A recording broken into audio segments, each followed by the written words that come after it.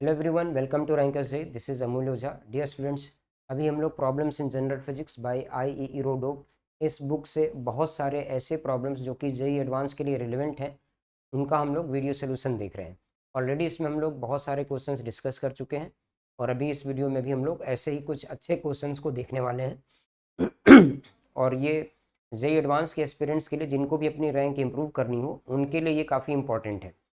तो चलिए हम लोग ज़्यादा टाइम वेस्ट नहीं करते हैं और सीधे अपने टॉपिक पे आते हैं और देखते हैं इसमें नेक्स्ट क्वेश्चन अपना क्या है। ऑलरेडी हम लोग 1.14 तक क्वेश्चंस डिस्कस कर चुके हैं। क्वेश्चन नंबर 1.15, यहाँ पर हम लोग जो क्वेश्चन ले रहे हैं और जो इसकी नंबरिंग है, ये एग्जैक्टली वैसे ही है जैसे इस बुक में पहले से ही दिया हुआ है। तो जिन लोगों के पास भी ये बुक नहीं हो तो कोशिश ये करें कि वो बुक पहले परचेज कर लें और उसके बाद ही वो उसमें से क्वेश्चंस देखें, फिर ये वीडियो देखें, तो उनको काफ़ी हेल्प मिलने वाला है। और उस बुक में सब कुछ बहुत सिस्टमेटिक ढंग से अरेंज किया हुआ है। तो चलिए हम लोग क्वेश्चन देखते हैं। क्वेश्चन नंबर 1.15, ये बहुत फेमस बुक इरोडोव का एक क्वेश्चन है। तो इस प्रॉब्लम में कुछ ऐसा दिया है, an elevator car whose floor to ceiling distance is equal to 2.7 metre starts ascending with a constant acceleration of 1.2 meter per second square. 2 seconds after the start, a bolt begins falling from the ceiling of the car. Find the bolt's free fall time, the displacement and distance covered by the bolt during the free fall in the reference frame fixed to the elevator shaft. तो यहाँ पर इस problem में कुछ ऐसा दिया है, इसमें एक एलिवेटर के बारे में बताया गया है। तो यहाँ इस प्रॉब्लम में क्या दिया है, इसमें एक एलिवेटर के बारे में बताया गया है जो रेस्ट से चलना स्टार्ट करता है और 2 सेकेंड के बाद उससे सीलिंग से एक बोल्ट ड्रॉप होता है। तो इस प्रॉब्लम को हम लोग एक बार देखते हैं क्या दिया हुआ है। सपोज करते हैं कि यहाँ पर ऐसे कोई एक एलिवेटर है, फ्लोर टू सीलिंग इसकी हाइट गिवन है 2.7 मीटर्स। 2.7 मीटर्स ये रेस्ट से चलना स्टार्ट करता है और इसके पास एक एक्सेलरेशन है अपवर्ड डायरेक्शन में 1.2 मीटर पर सेकेंड स्क्वायर। इसके सीलिंग पे एक बोल्ट है यहाँ पे कहीं, और 2 सेकेंड के बाद ये बोल्ट यहाँ से सीलिंग से ड्रॉप हो जाता है। तो इसमें पहले इसका फ्री फॉल का टाइम पूछा गया है। तो फ्री फॉल के टाइम के लिए देखिए, अगर हम लोग एलिवेटर के फ्रेम में चले जाएं तो एलिवेटर भले ही चल रहा होगा, लेकिन एलिवेटर के फ्रेम में जब बोल्ट फॉल करेगा तो हमें रेस्ट से फॉल करता हुआ दिखाई देगा। तो इसमें जो पहला प्रॉब्लम पूछा गया उसको हम लोग सॉल्व करेंगे विद रिस्पेक्ट टू एलिवेटर, जिससे कि हमें इसका फ्री फॉल का टाइम मिल जाए। Solving with respect to elevator. Elevator के रिस्पेक्ट में अगर हमें सॉल्व करना है तो इनिशियल वेलोसिटी बोल्ट की 0 लेनी होगी विद रिस्पेक्ट टू एलिवेटर। लेकिन जब हम लोग एक्सेलरेशन लिखेंगे बोल्ट का विद रिस्पेक्ट टू एलिवेटर, तो इसके लिए हमें एक इफेक्टिव ग्रेविटी का कंसेप्ट हम लोग यूज करते हैं, उसकी हेल्प लेनी होगी। जी डाउनवर्ड और री अपवर्ड, तो इफेक्टिव ग्रेविटी जी प्लस ए बन जाता है।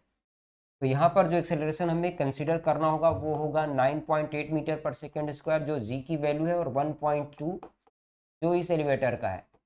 इन दोनों का सम कर लेंगे तो ये 11 मीटर पर सेकेंड स्क्वायर, ऐसा एक्सेलरेशन यहाँ पे बनेगा। तो रेस्ट से चलना स्टार्ट कर रहा है बोल्ट, उसके पास एक एक्सेलरेशन है डाउनवर्ड डायरेक्शन में 11 मीटर पर सेकेंड स्क्वायर का, और सीलिंग से फ्लोर तक पहुंचने में इसका डिस्प्लेसमेंट होगा 2.7 मीटर्स। तो यहाँ पे हम लोग डिस्प्लेसमेंट का इक्वेशन यूज कर सकते हैं, S is equal to u t plus half a t square. इसको सॉल्व कर देंगे तो डिस्प्लेसमेंट जो 2.7 मीटर्स है इसकी वैल्यू आ जाएगी 1/2, ए की वैल्यू 11 इंटू टाइम का स्क्वायर। इसको सॉल्व करते हैं तो टी स्क्वायर की वैल्यू देखिए कितनी आती है, ये कैलकुलेशन हमें मिलेगा 2 into 2.7, 5.4 divided by 11। 5.4 divided by 11, ये अप्रॉक्सीमेट आ जाएगा 0.49, 0.49 सेकेंड आएगा। इसका स्क्वायर रूट ले लिया जाए तो हमें टाइम मिल जाएगा 0.7 सेकेंड्स। 0.7 सेकेंड में ये बोल्ट नीचे गिर के फ्लोर पे आ जाएगा। तो ये इसमें पहला कैलकुलेशन है। अब यहाँ पे देखिए दूसरे प्रॉब्लम में क्या पूछा गया, एक बार इसको भी देखते हैं। The displacement and the distance covered by the bolt during the free fall in the reference frame fixed to the elevator shaft. Elevator shaft पे ध्यान दीजिए, एलिवेटर का जो शाफ्ट होगा वो तो कहीं ग्राउंड पर फिक्स होगा।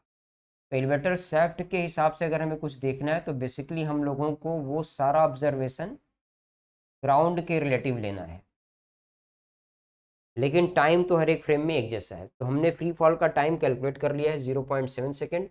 अब इसके बाद का जो कैलकुलेशन है वो हमें ग्राउंड के फ्रेम में देखना पड़ेगा। तो अब हम लोग ये देखें कि t=0 पर एलिवेटर ने चलना स्टार्ट किया था। एक्सेलरेशन एलिवेटर का था 1.2 मीटर पर सेकेंड स्क्वायर, और इसके 2 सेकेंड के बाद बोल्ट ने ड्रॉप करना स्टार्ट किया। तो उस समय जो बोल्ट के पास वेलोसिटी होगी, इस वेलोसिटी को अगर मैं v नॉट लिख लूँ तो इसकी वैल्यू आ जाएगी u+at। 1.2 multiplied by time 2 second 2.4 हो गया मीटर पर सेकेंड, 2.4 मीटर पर सेकेंड। ये वेलोसिटी है बोल्ट की उस समय जब इसने सीलिंग से ये जब डिटैच हुआ। तो अब हम लोग यहाँ पर ये देख लेते हैं, इसमें किसी टाइम पर बोल्ट जब ये सीलिंग से अलग हो गया है उस समय बोल्ट के पास वेलोसिटी अपवर्ड डायरेक्शन में है 2.4 मीटर पर सेकेंड। और अब हम लोग ग्राउंड के फ्रेम से देख रहे हैं तो इसका एक्सेलरेशन है डाउनवर्ड डायरेक्शन में g, जिसकी वैल्यू कितनी है 9.8 मीटर पर सेकेंड स्क्वायर। तो ऐसे अगर हम लोग देखें तो इसके पास वेलोसिटी अपवर्ड है और एक्सेलरेशन डाउनवर्ड है, तो ये ऊपर जाएगा लेकिन रिटार्ड होकर रुकेगा और रुकने के बाद फिर ये नीचे जाएगा। तो इसमें डिस्टेंस और डिस्प्लेसमेंट का हमें हिसाब लगाना है। तो ऐसे क्वेश्चंस के लिए बेस्ट तरीका क्या होता है कि इसमें हम लोग एक ग्राफ बना लें, वीटी ग्राफ, और उस ग्राफ की हेल्प से इसको सॉल्व किया जाए। तो यहाँ पर भी हम लोग कोशिश करते हैं ग्राफ ड्रॉ करके इसको सॉल्व करने की। तो ग्राफ को ड्रॉ करते समय देखिए इसमें क्या क्या दिया गया है। इनिशियल वेलोसिटी, वेलोसिटी का अपवर्ड डायरेक्शन हम लोग प्लस मान लेते हैं, तो इनिशियल वेलोसिटी है 2.4 मीटर पर सेकेंड, और इसमें एक्सेलरेशन हो जाएगा नेगेटिव 9.8। तो इसका ग्राफ कुछ ऐसा बनेगा, इस तरह का कोई ग्राफ है, ऐसा कुछ। तो इसमें हम लोग ये देख सकते हैं कि इस ग्राफ में एक ऐसा टाइम ज़रूर आ रहा है जहाँ पर इसमें वेलोसिटी बोल्ट की ज़ीरो बन रही है, बोल्ट की वेलोसिटी ज़ीरो, ये किसी पर्टिकुलर टाइम पे है। यहाँ पे हम लोग टाइम देख लेते हैं।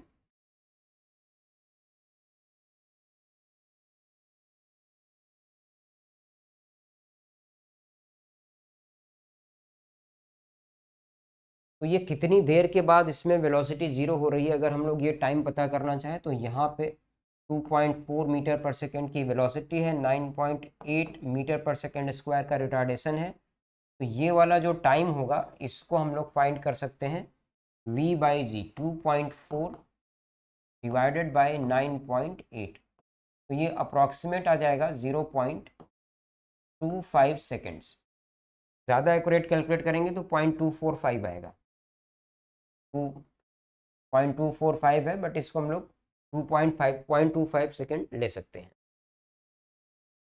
तो यहाँ तक का हमें टाइम मिल गया, ये वाला हाइट है, ये बेस की लेंथ हमें मिल गई। इससे इस एरिया को एक बार कैलकुलेट कर लेते हैं, बेस इंटू हाइट अपॉन 2, तो ये हो गया 0.25 मल्टीप्लाइड बाई 2.4 डिवाइडेड बाई 2। इसको सॉल्व करेंगे तो ये वैल्यू आ जाएगी 0.3 मीटर्स के आसपास, 0.3 मीटर्स। तो 0.3 मीटर्स तक तो ये ऊपर गया है, ये हम लोग यहाँ पर कैलकुलेशन में देख सकते हैं। टोटल टाइम ऑफ मोशन इसका जो फ्री फॉल का था वो 0.7 सेकेंड था, और यहाँ तक पहुँचने में इसने 0.25 सेकेंड लिया है। तो अभी भी ये और थोड़ी देर तक मोशन में रहेगा। कितनी देर तक रहेगा वो टाइम अगर हम लोग पता करना चाहें तो यहाँ से कर सकते हैं। उस टाइम को पता करना हो तो वो टाइम हमें मिल जाएगा 0.7 माइनस 0.25, तो ये 0.45 सेकेंड के आसपास का एक टाइम इंटरवल होगा, 0.4 सेकेंड्स का, 0.45 सेकेंड्स का, जिसमें कि ये नीचे आना स्टार्ट करेगा। जब ये 0.45 सेकेंड से नीचे आ रहा होगा, एक्सेलरेशन का मैग्नीट्यूड अभी भी 9.8 है, तो ये इससे इतनी देर में कितना नीचे आ जाएगा, वेलोसिटी देख लेते हैं। उसके बाद हम लोग एरिया से वो डिस्प्लेसमेंट फाइंड कर लेंगे। वेलोसिटी एक्सेलरेशन इनटू टाइम, यहाँ से इसको सॉल्व कर लेते हैं। तो इसका कैलकुलेशन हो जाएगा 9.8 इंटू 0.45, ये वेलोसिटी यहाँ इसको मिलेगी। अब इस एरिया को भी एक बार कैलकुलेट कर लिया जाए तो इस एरिया का हिसाब लगा सकते हैं base into height upon 2, 0.45 multiplied by 0.45 into 9.8 divided by 2। तो ये कैलकुलेशन है 0.45, 0.45 और 4.9 इंटू 0.45, 0.45 को अगर हम लोग मल्टीप्लाई करें दो बार तो ये वैल्यू आ जाएगी अप्रॉक्सीमेट 0.25। अब इसको सॉल्व करेंगे तो ये अप्रॉक्सीमेट 1 मीटर आ जाएगा, अप्रॉक्सीमेटली 1 मीटर आएगा। तो इस तरह से पहले ये 0.3 मीटर तक ऊपर गया है और फिर 1 मीटर नीचे आया है। 0.3 मीटर ये बोल्ट क्या कर रहा है, यहाँ से 0.3 मीटर तक पहले ऊपर गया और इसके बाद यहाँ से ये 1 मीटर नीचे आया। तो अगर हम लोग इसके डिस्टेंस का हिसाब लगाएं तो डिस्टेंस कितना आ जाएगा, दोनों के सम से मिलेगा दिस प्लस दिस 1.3 मीटर्स के आसपास। जबकि डिस्प्लेसमेंट अगर हम लोग कैलकुलेट करना चाहें तो क्या मिलेगा, डिस्प्लेसमेंट 1 मीटर माइनस 0.3 मीटर, तो 0.7 मीटर का हमें डिस्प्लेसमेंट मिलेगा। तो ये दो कैलकुलेशंस यहाँ पर हमें और मिल जाएंगे।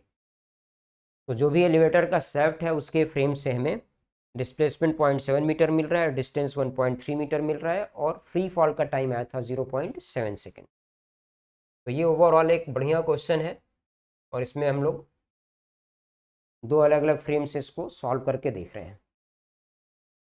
देखते हैं अगला प्रॉब्लम क्या है। यहाँ पर क्वेश्चन नंबर 1.16, इसमें कुछ दिया है, two particles 1 and 2 move with constant velocities v1 and v2 along two mutually perpendicular straight lines towards the intersection point O. At the moment equal to 0, the particles were located at the distances L1 and L2 from the point O. How soon will the distance between the particles become the smallest? What is it equal to? इस problem में क्या दिया है, इसमें दो lines के बारे में बताया गया है जो एक दूसरे के परपेंडिकुलर है और उनका पॉइंट ऑफ इंटरसेक्शन इसको डिफाइन किया गया है O। अब यहाँ पे दो पार्टिकल्स है 1 और 2 और ये इनके पास वेलोसिटीज हैं v1 और v2, mutual perpendicular straight line के लॉन्ग ये मूव कर रहे हैं towards the intersection point O। तो मैं ये कह सकता हूँ कि भाई कोई एक पार्टिकल 1 है जो यहाँ पर कहीं है और ये v1 वेलोसिटी से मूव कर रहा है O पॉइंट की ओर, और कोई दूसरा पार्टिकल है जो इधर है और ये एक v2 वेलोसिटी से मूव कर रहा है टूवर्ड्स द पॉइंट O।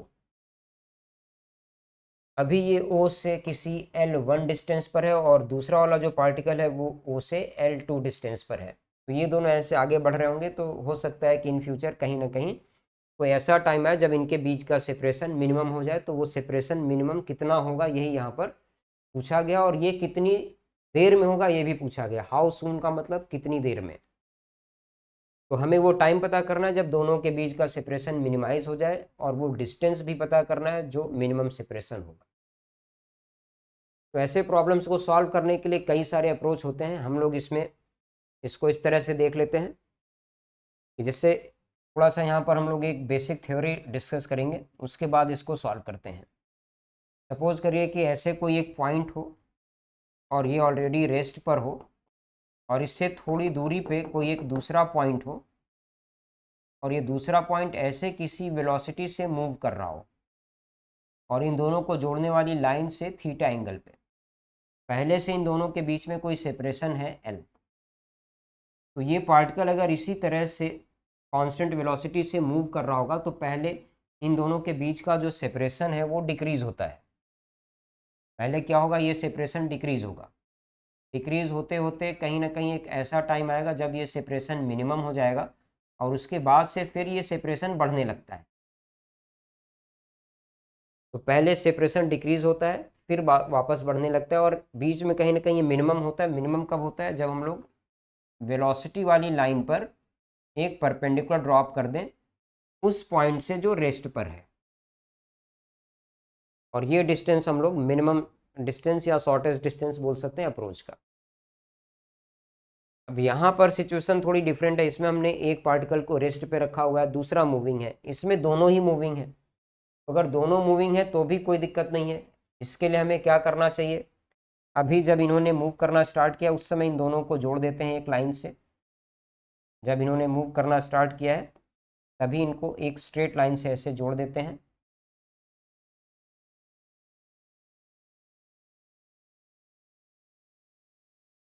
यहाँ हमने इनको ऐसे जोड़ दिया है। यहाँ से यहाँ तक का जो लेंथ है इसको मैं थोड़ी देर के लिए बोल देता हूँ एल। जैसे यहाँ पर दोनों के बीच का सेपरेशन हमने एल लिखा हुआ है। अब जैसे इसमें दोनों ही मूविंग है और वहाँ पर एक रेस्ट पर है, तो इन दोनों में से किसी एक को रेस्ट पर अगर हमें लाना हो तो हम लोग उसी के रिलेटिव ऑब्जर्वेशन लेना स्टार्ट कर देते हैं। तो यहाँ पर हम लोग क्या करेंगे, इन दोनों में से किसी एक के रिलेटिव सॉल्व करेंगे, solving with respect to one. मैं इसमें ऐसा मान लेता हूँ कि वन के रिस्पेक्ट में हम लोग कैलकुलेशन देख रहे हैं। तो अगर हमने वन के रिस्पेक्ट में कैलकुलेशन देखना स्टार्ट किया तो वन को हमें क्या करना होगा, रेस्ट पर लाना होगा। वन तो क्या होगा, रेस्ट पे आ जाएगा। अब दूसरी बात, वन तो रेस्ट पे आ गया, तो टू की जो वेलोसिटी है वो हमें वन के रिलेटिव डिफाइन करनी होगी। तो velocity of two with respect to one वो हम लोग कैसे लिखेंगे, v2 minus v1। v1 right में तो माइनस v1 लेफ्ट में होगा, तो यहाँ पर हमें क्या करना होगा, v2 के साथ एक वेलोसिटी हमें ऐड करनी होगी माइनस v1। इसका मैग्नीट्यूड v1 के बराबर होगा लेकिन डायरेक्शन v1 के अपोजिट होगा।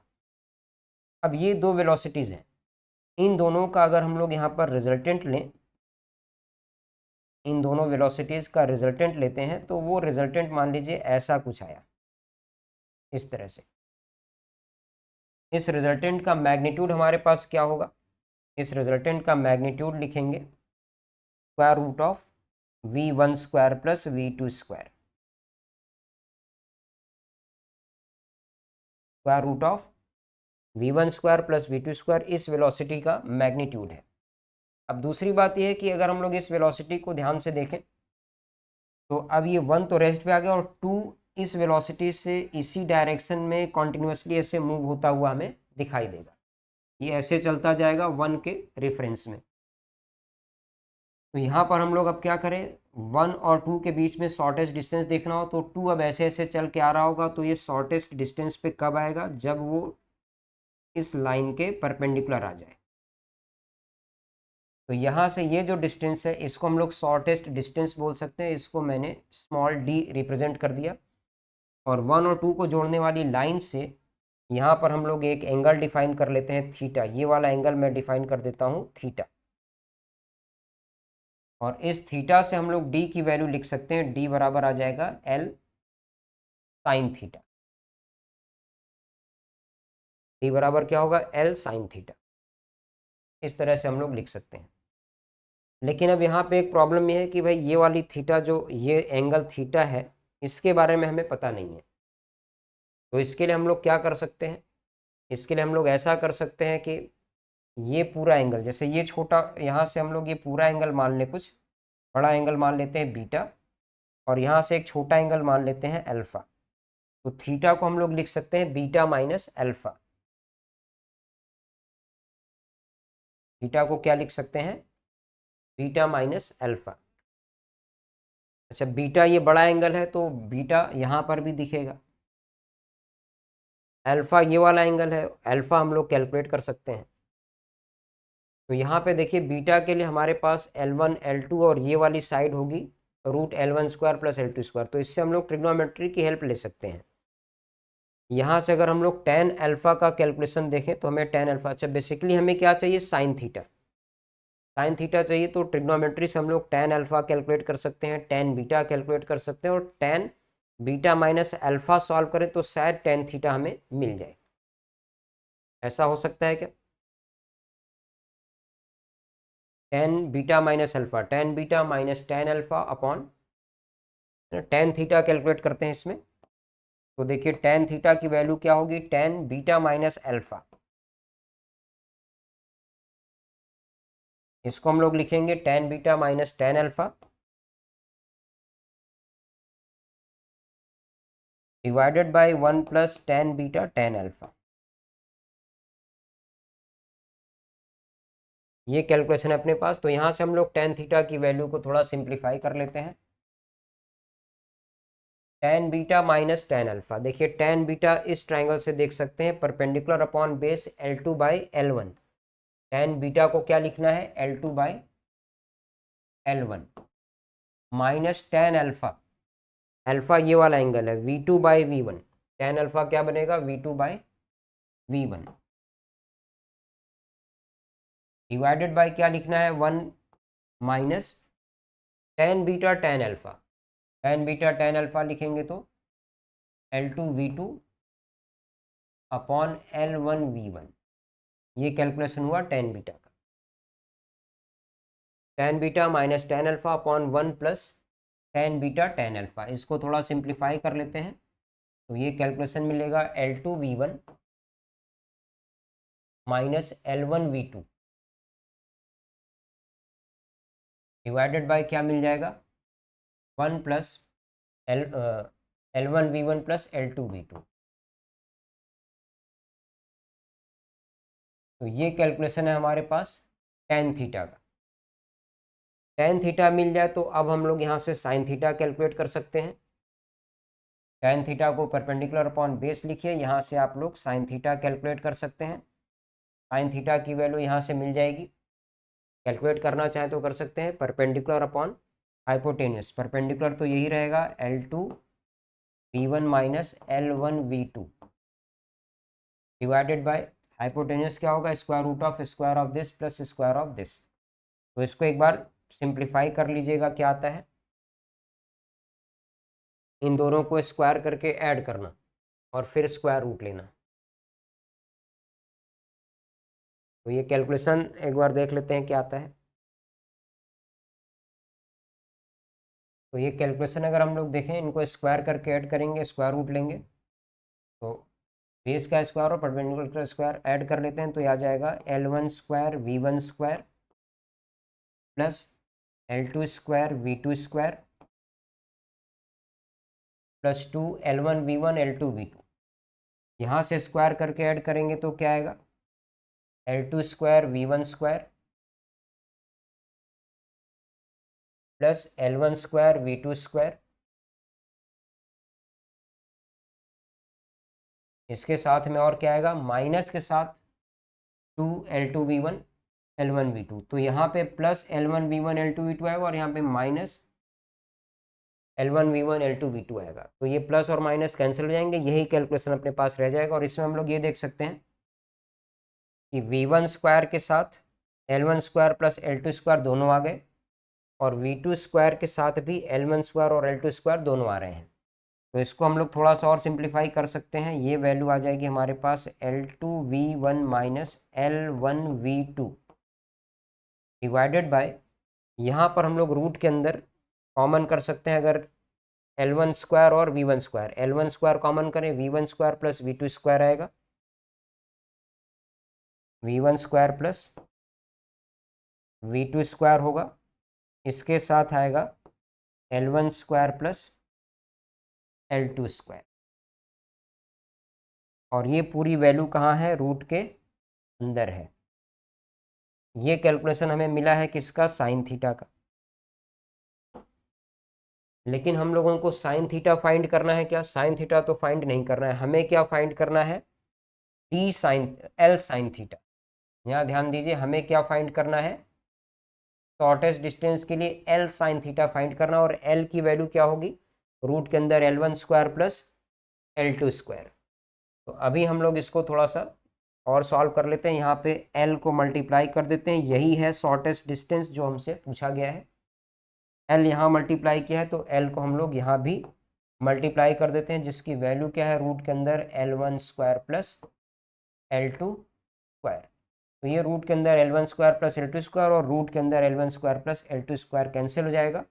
तो फाइनली अपने पास इसका आंसर आ गया L2 V1 minus L1 V2 divided by root over V1 square plus V2 square. तो एक बार फाइनली हम लोग ये आंसर नोट कर लेते हैं। शॉर्टेस्ट डिस्टेंस D जो हमने कैलकुलेट किया है, इसकी वैल्यू क्या आई है, L2 V1 minus L1 V2 divided by root के अंदर v1 square plus v2 square. ये कैलकुलेशन आया और यही अपना रिक्वायर्ड आंसर है। यहाँ तक सबको क्लियर होना चाहिए। अब एक बार हम लोग वापस अपने प्रॉब्लम पे आते हैं। इस प्रॉब्लम में दो चीज़ें पूछी गई हैं। How soon will the distance between the particle becomes the smallest. यहाँ पर तो वो टाइम पूछा गया है जब इनके बीच का डिस्टेंस स्मॉलेस्ट हो जाए, वो टाइम पूछा गया है। और इसके साथ ये भी पूछा है कि वो है कितना। तो हमने ये तो पता कर लिया कि वो शॉर्टेस्ट डिस्टेंस कितना है, लेकिन वो कितनी देर में हो रहा होगा ऐसा, ये अभी तक हमने पता नहीं किया। तो एक बार इस बात पे भी देखते हैं। तो जैसे यहाँ से इसने चलना स्टार्ट किया है, 1 के रेफरेंस फ्रेम में 1 रेस्ट पर है, 2 ने ऐसे चलना स्टार्ट किया है, और जब 2 यहाँ पे पहुँच जाएगा वो टाइम होगा जो हमसे पूछा गया इन दोनों के बीच में सेपरेशन के शॉर्टेस्ट होने का। तो इसके लिए 2 को इधर से चल के यहाँ तक आना होगा, यहाँ से यहाँ तक। तो इसके लिए क्या करना होगा, L का हमें ये वाला कंपोनेंट लेना होगा, L cos थीटा। तो 2 को चल के कितना आना पड़ेगा, L cos थीटा के बराबर, यहाँ से यहाँ तक। और यहाँ से यहाँ तक आने के लिए उसके पास जो वेलोसिटी है, वो वेलोसिटी कहाँ से मिलेगी, v21 से, जो हमारे पास कैलकुलेटेड है √/v1 square plus v2 square. तो L cos theta divided by √/v1 square plus v2 square अपना रिक्वायर्ड टाइम है।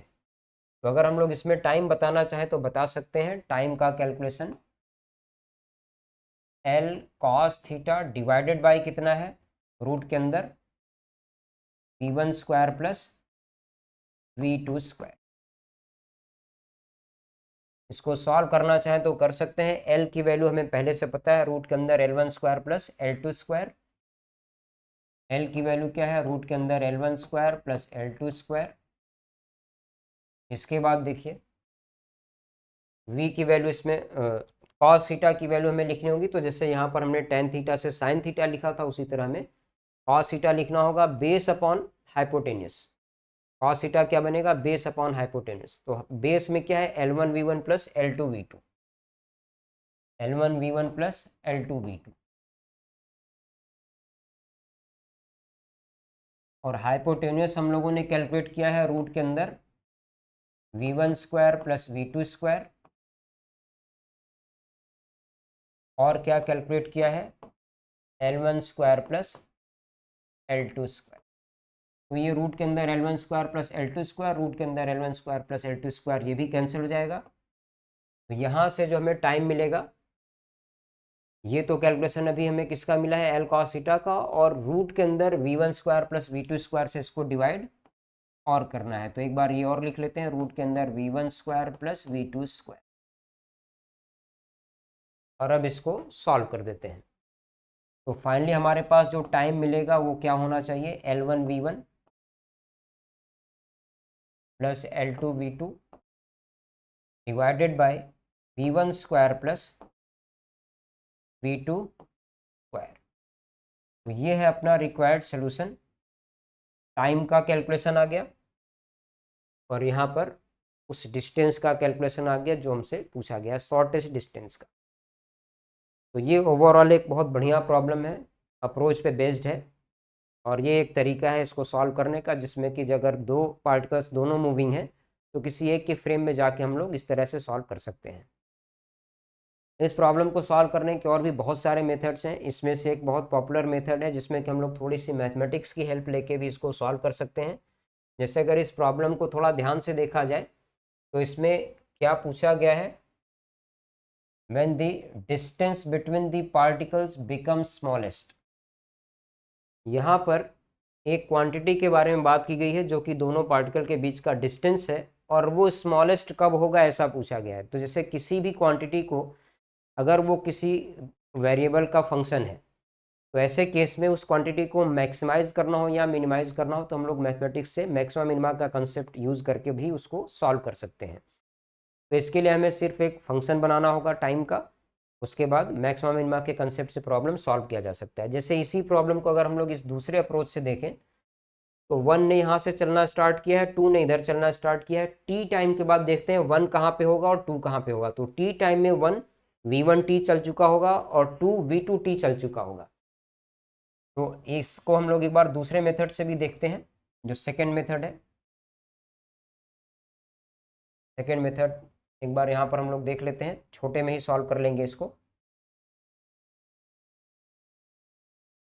सेकेंड मेथड, सेकेंड मेथड में हमने क्या किया, टी टाइम के बाद दोनों के बीच में क्या क्या सेपरेशन होगा उसका हम लोग हिसाब लगा लेते हैं। तो एक बार इसको समझते हैं यहाँ पे कैसे चल रहा है। ये टी टाइम में v1t चलेगा तो o से कितना दूर होगा, l1 माइनस v1t। ये v2t चलेगा, l2 माइनस v2t। दोनों के बीच का सेपरेशन कैसे लिखेंगे, दोनों को स्क्वायर करके ऐड करके स्क्वायर रूट ले लेना है। तो अगर इन दोनों के बीच में सेपरेशन को हम लोग मान लेते हैं, सेपरेशन को s लिख लेते हैं, तो सेपरेशन का स्क्वायर टी टाइम पे क्या लिखना होगा, l1 माइनस v1t का square plus l2 minus v2t का स्क्वायर। ये कैलकुलेशन है एस स्क्वायर। अब हमें यहाँ पे क्या करना है, इस सेपरेशन को मिनिमाइज करना है और ये टाइम का फंक्शन है, तो ds by D T zero कर दीजिए। एक बार टाइम के रिस्पेक्ट में डिफ्रेंशिएट करके जीरो से इक्वेट करा दीजिए तो आपको सोल्यूशन मिल जाएगा। यहाँ पे टाइम के रिस्पेक्ट में differentiation 2s ds by D T, ds by D T को जीरो लिखना है तो ये पूरा जीरो हो गया। यहाँ डिफ्रेंशिएशन लिखिए 2 l1 minus v1t multiplied by minus v1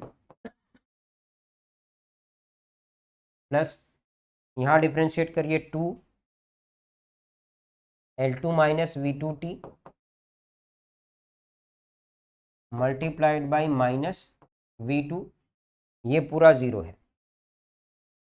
तो यहाँ पे देखिए हम लोग इसको सॉल्व कर सकते हैं, जीरो लेके टाइम का कैलकुलेशन इससे मिल जाएगा। L1 into we one minus के साथ आएगा, यहाँ पे देखिए L1 into we one minus के साथ होगा, यहाँ पे L2 V2 माइनस के साथ होगा। दोनों को आप LHS में ले जाइए, दोनों प्लस हो जाएंगे।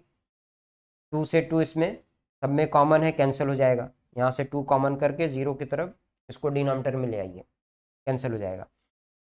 तो टाइम का कैलकुलेशन यहाँ से आप सॉल्व करेंगे तो यही वाला आंसर हमें मिल जाएगा टाइम कैलकुलेट करके, और बहुत ईजिली मिल जाएगा। देखिए L1 V1 माइनस के साथ L2 V2 माइनस के साथ LHS में जाके दोनों प्लस हो जाएंगे, तो L1 V1 plus L2 V2 ये वाली वैल्यू मिल जाएगी।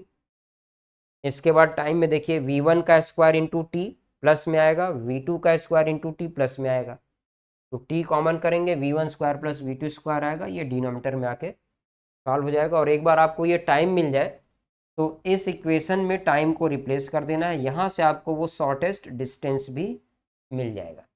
तो ये एक दूसरा तरीका हो गया जिससे कि इसको थोड़ा सा हम लोग ईजिली सॉल्व कर सकते हैं।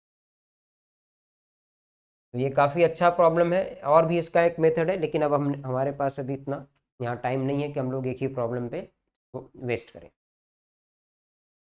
चलिए एक और अगला प्रॉब्लम है, ये भी काफ़ी फेमस और काफ़ी अच्छा प्रॉब्लम है। यहाँ पर क्या दिया है, from point A located on a highway one has to get by car as soon as possible to the point B located in the field at a distance L from the highway.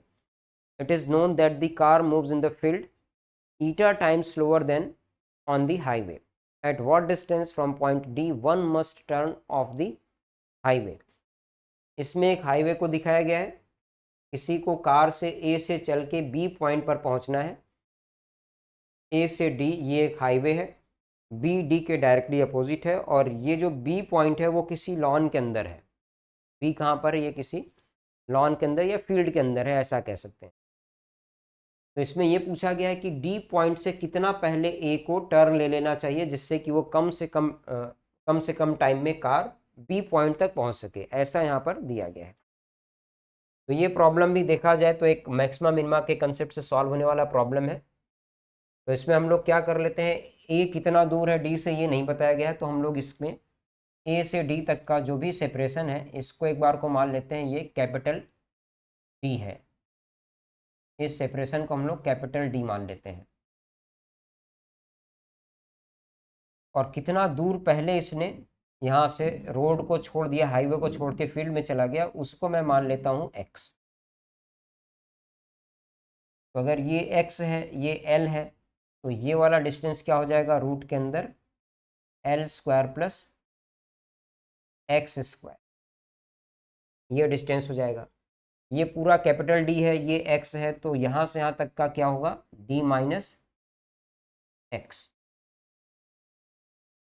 अब मैं एक बार ऐसा suppose कर लेता हूँ कि जो भी कार है उसके पास एक वेलोसिटी है v हाईवे पे, तो हाईवे पे इसकी वेलोसिटी क्या है v, लेकिन जब ये फील्ड में जाता है तो इसकी वेलोसिटी स्लो हो जाती है ईटा टाइम्स। प्रॉब्लम में ऐसा दिया है,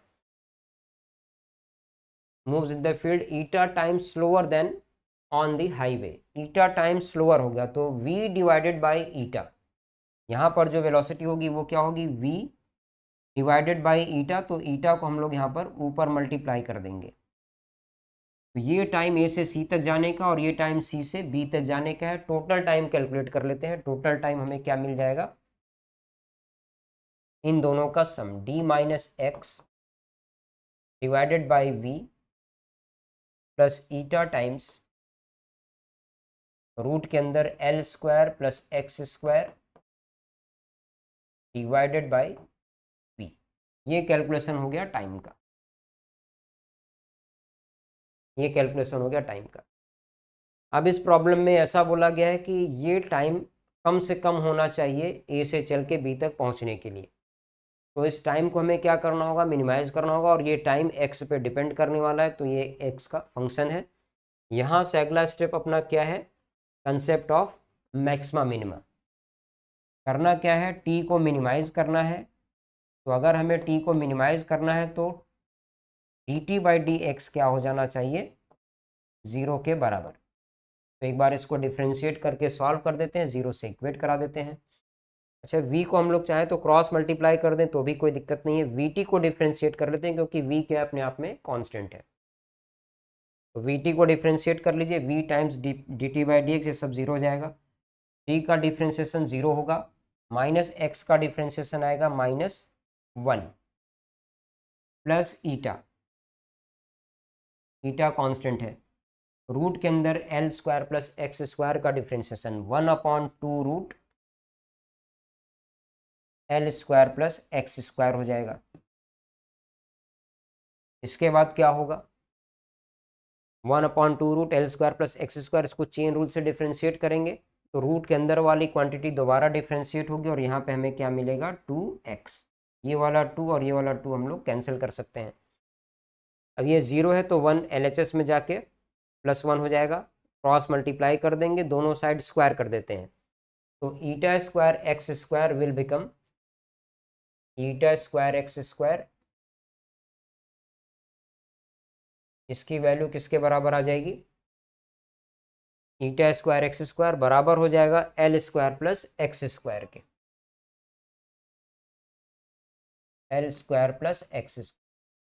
एक्स को इधर ले आते हैं तो यहाँ से हमें एक्स की वैल्यू मिल जाएगी L divided by root over eta square -1।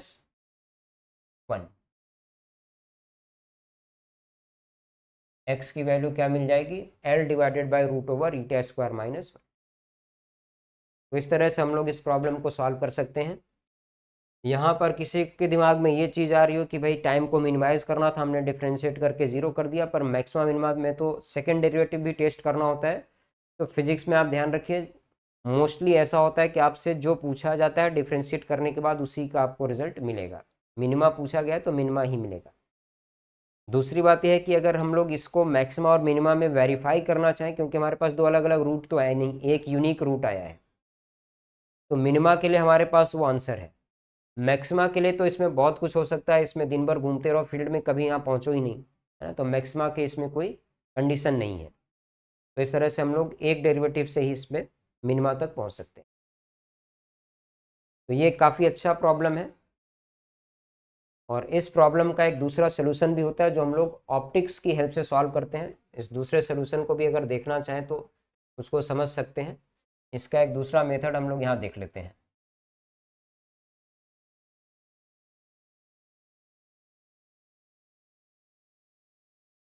Second method थोड़ा सा ट्रिकी है, इसमें हम लोग लाइट का जो कंसेप्ट है उसको यूज़ करते हैं। जैसे सपोज करिए कि यहाँ पर हमने एक मीडियम को कंसिडर किया, ये कोई मीडियम 1 है, ये कोई मीडियम 2 है।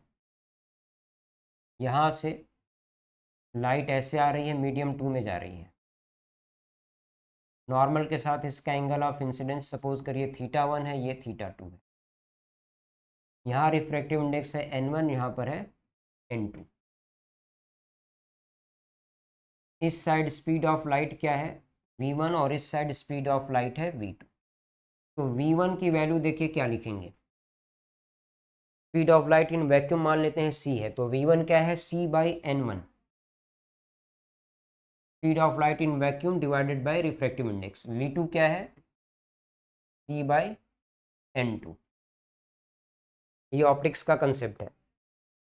इसके बाद स्नेल्स, यहाँ पर हम लोग स्नेल्स लॉ लगाते हैं। स्नेल्स लॉ क्या बताता है, n1 sin θ1, n1 sin θ1 बराबर क्या होना चाहिए n2 sin θ2 के। n1 sin θ1 equal to n2 sin θ2।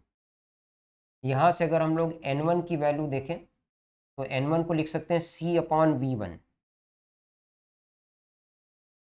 sin θ1 बराबर यहाँ क्या लिखेंगे c/v2 sin θ2। c और c कैंसिल कर लेते हैं, तो हमारे पास यहाँ पर एक रिजल्ट आता है sin θ1/v1 बराबर होना चाहिए sin θ2/v2 के। अब सपोज करिए कि इसमें कई बार ऐसा हो सकता है कि भाई θ1 ऐसा कुछ है, इस तरह से 90 डिग्री हो। मान लीजिए θ1 यहाँ से ऐसे कोई 90 डिग्री बन रहा हो, ऐसे θ1 अगर 90 डिग्री बन रहा हो तो θ2 यहाँ पे ऐसा कुछ बन रहा होगा। ये वाला एंगल कितना होगा ये हम लोग पता कर सकते हैं क्या, तो इसके लिए θ1 को 90 रखेंगे तो 1/v1 बराबर यहाँ से हमें एक एंगल मिल जाएगा। अब ये सेम कंसेप्ट हम लोग इस हाईवे वाले प्रॉब्लम में अप्लाई करते हैं। इसमें क्या है देखिए, ये दो मीडियम के जैसा ये भी है। यहाँ पर क्या है हाईवे है, इधर हाईवे है, और हाईवे के इस साइड क्या है फील्ड है। इधर हाईवे है, इधर फील्ड है। एक कार को चल के आना है, कैसे चल के आना है, पहले उसको हाईवे पे चलना है ऐसे, और इधर उसके पास कोई स्पीड है v। अब ये कहीं से टर्न लेके फील्ड के अंदर जाएगा, तो सपोज करिए कि इसने यहाँ से कोई टर्न ले लिया ऐसे ऐसे, तो यहाँ पर हम लोग एक नॉर्मल ड्रॉ कर देते हैं इस तरह से। नॉर्मल के इधर स्पीड है v, जबकि इस साइड जो स्पीड है वो क्या है v divided by eta. v को अगर हम लोग v1 बोल रहे हैं तो ये क्या है v2। अब बस यही कंसेप्ट आपको अप्लाई कर देना है। नॉर्मल के साथ इस वेलोसिटी का एंगल है 90 डिग्री, नॉर्मल के साथ ये वाला एंगल हम लोग मान लेते हैं कुछ थीटा है। तो क्या करना है 1/v1 इसको 90 डिग्री लिखेंगे तो 1/v1 विच इज़ 1/v, यहाँ से मिला लेते हैं ना 1/v1, तो 1/v1 क्या हो जाएगा 1/v के बराबर हो जाएगा। बराबर क्या होना चाहिए 1/v2 sin θ2, तो sin θ2 को हमने sin थीटा लिख दिया, और 1/v2 का मतलब क्या हुआ 1/v डिवाइडेड बाई ईटा है, तो ईटा आ जाएगा ऊपर, यहाँ से v कैंसिल हो जाएगा, और sin थीटा आपको मिलेगा, sin थीटा कितना मिलेगा 1/ईटा। sin थीटा की वैल्यू मिलेगी 1/ईटा। अब देखिए, ये अगर आपने sin थीटा की वैल्यू को फाइंड कर लिया तो आपका प्रॉब्लम सॉल्व हो गया। कैसे, एक बार यहाँ वापस हाईवे पे आ जाते हैं। हमने थीटा कहाँ से लिया ये देखिए, ये थीटा हमने डिफाइन किया, तो ये भी थीटा हो गया। x की वैल्यू L tan थीटा होनी चाहिए क्या, x की वैल्यू L tan थीटा होनी चाहिए प्रॉब्लम के हिसाब से। तो हमें जो सॉल्व करना है वहाँ पर हमें x की वैल्यू को क्या देना है, x की वैल्यू को देना है L sin theta, sorry L tan theta. tan theta की वैल्यू लिख सकते हैं क्या sin theta perpendicular upon hypotenuse. tan theta क्या होता है परपेंडिकुलर अपॉन बेस, तो परपेंडिकुलर इसका 1 है, और बेस क्या हो जाएगा हाइपोटेन्यूस का स्क्वायर माइनस परपेंडिकुलर का स्क्वायर। तो अब आप देख सकते हैं दोबारा से हम लोग उसी आंसर पे आ गए जो हमने पहले सॉल्व किया था, L/√/η² - 1। पहले भी अपना यही आंसर आया था, L/√/η² - 1। और इस बार हम लोग देख सकते हैं ये कंसेप्ट जनरली जो 12th पढ़ चुके होते हैं उन बच्चों को पता रहता है, तो उनको ये सब सीखने की ज़रूरत नहीं थी। वो डायरेक्टली इसको यहाँ पर अप्लाई कर सकते हैं। स्नेल्स लॉ, ग्रेजिंग इंसिडेंस इसको बोलते हैं। 90 डिग्री पे इंसिडेंस होता है तो ग्रेजिंग इंसिडेंस होता है, और दूसरे साइड जो एंगल बनता है इसको क्रिटिकल एंगल बोलते हैं। अगर किसी ने 12th पढ़ा हो तो उसको ये पता होगा, इसको क्रिटिकल एंगल बोलते हैं ऑप्टिक्स में। तो इस तरह से हम लोग इसको दूसरे मेथड से बहुत इजीली सॉल्व कर सकते हैं। तो ये अभी तक हम लोगों ने काफ़ी सारी चीज़ें इसमें डिस्कस की। चलिए आज के वीडियो में इतना ही, फिर इसी तरह का और अभी हम लोग प्रॉब्लम इसमें डिस्कस करते रहेंगे। इसमें ये ज़रूर है कि थोड़े बहुत लेंदी प्रॉब्लम्स हैं ना, लेकिन ये है कि बहुत कुछ इसमें सीखने को है। और अगर आप जेईई एडवांस में एक अच्छी रैंक लाना चाहते हैं तो इस तरह के प्रॉब्लम्स आपको सॉल्व करने ही पड़ेंगे। ठीक है, फिर अच्छे से पढ़ाई करिए। Bye bye everyone, take care.